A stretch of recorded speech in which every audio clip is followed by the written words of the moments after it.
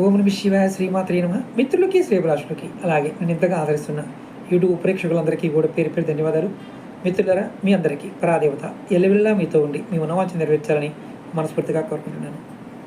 ఈరోజు మనం మీ పూర్వీకుల ధనం తిరిగి పొందాలంటే ఏం చేయాలి, శాస్త్రంలో ఏముందో మీకు ఈ వీడియోలో తెలియజేస్తాను. చాలామంది పెద్దల సంపద కోర్టు గొడవల్లోనూ లేకపోతే పంచుకుని దగ్గరకు వచ్చేసరికి కొంతమందికి ఎక్కువ ఇవ్వటము, కొంతమంది తక్కువ ఇవ్వడం లాంటివి జరుగుతుంటాయి. అలా జరగకుండా ఉండాలంటే ఏం చేయాలనేది మన పూర్వీకులు మనకి కొన్ని విషయాలు చెప్పారు. ఇది ఒక కథ రూపంలోనూ ఉంది. దానిలో ఎందువల్ల జరిగిందనే పాయింట్ ఆఫ్ వ్యూలో చూడడం జరిగింది. శ్రీ మహావిష్ణువుని ఆరాధించే ఒక భక్తుడు ఏమైందంటే తన సంపదలన్నీ కూడా రోజు రోజుకి తరిగిపోయాయి. దానికి తోడు అనారోగ్యం వచ్చింది.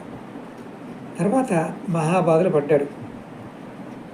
అంటే భార్యతో కలిసి అరణ్యాలు పాలైపోయాడు. అంటే అతను ఆ ఊరు వదిలేయాల్సి వచ్చింది. అప్పుడు అతను అసలు నాకు ఎందుకు ఈ రకమైన సమస్య వచ్చింది అని పెద్దల్ని, ఋషుల్ని అడిగాడు.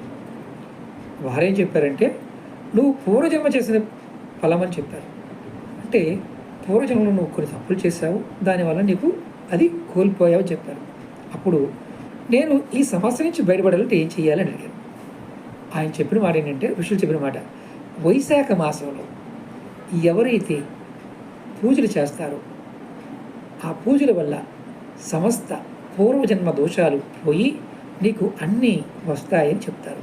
ఈ కథలో అర్థం ఏంటంటే, మనందరము ఇలా బాధపడే వాళ్ళము, సమస్యలతో ఉన్నవాళ్ళం ఈ వైశాఖ మాసంలో, అది పౌర్ణమి, అమావాస్య, ప్రతిరోజైనా పర్వాలేదు, ఈ మాసం మొత్తం కూడా, అంటే ఈ మాసంలో ఎవరైతే మనకి పోయిన అమావాస్య గురించి మొదలైంది, ఎవరైతే శ్రీ విష్ణు భగవానుని పూజించి రోజు కూడా స్వామివారిని మనస్ఫూర్తిగా ఆరాధిస్తారో వారికి అన్నిటిని మళ్ళీ తిరిగి పొందే అవకాశం వస్తుంది.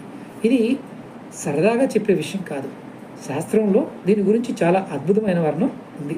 మీరు ప్రయత్నం చేసేవారు ఎవరైనా సరే, ఇలా సమస్యతో బాధపడుతున్నారు, విష్ణు నామాన్ని ఓం నమో భగవతే వాసుదేవాయ, ఓం నమో నారాయణాయ అనే మంత్రాన్ని అయినా సరే మీరు ఈ వైశాఖ మాసం మొత్తం అనుకోండి. ఖచ్చితంగా మీకు ఇలాంటి సమస్యలు తీరిపోతాయి. ఖచ్చితంగా కలిసి వస్తుంది. ఓం నమః శివాయ శ్రీమాత్రే నమః.